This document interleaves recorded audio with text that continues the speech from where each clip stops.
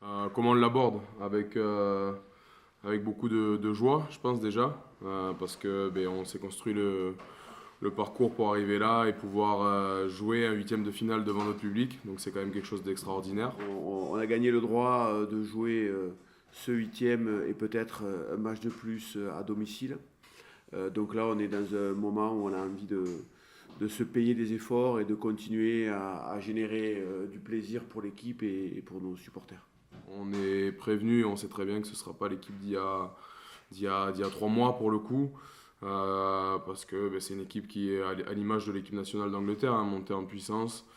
Je pense qu'on a une idée claire de la façon dont les Saracens vont aborder la rencontre aussi, compte tenu de ce premier match.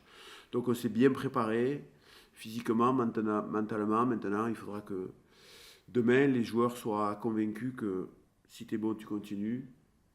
Si tu n'es pas le meilleur, tu repars chez toi. Étant donné l'opposition qu'il y a eu entre nous il y a quelques semaines, euh, on rentrera sur un match probablement bien plus stratégique que ce que ça a été il y a quelques semaines. De leur côté, c'est une certitude, connaissant en plus le pragmatisme anglais.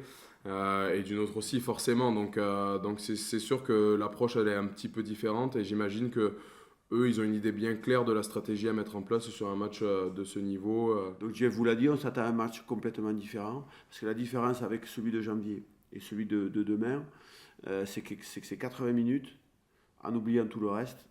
Le meilleur, il continue. Le plus faible, il rentre chez lui. Donc ça change beaucoup de choses dans l'esprit de compétition de certains joueurs. Et Dieu sait qu'il y en a beaucoup au Saracens. Et c'est vrai que cette année, au vu de l'effectif, au vu de la qualité des joueurs, voilà, la qualité, même enfin, l'environnement, tout est réuni pour se dire que on se doit de jouer ce type de compétition à fond aussi. On l'a dit maintes fois, la Coupe d'Europe, elle se prépare, elle se prépare et on la met dans de bonnes conditions au mois de novembre-décembre. On a fait ces efforts-là, loin de chez nous, aux Bulls. On y a laissé des joueurs.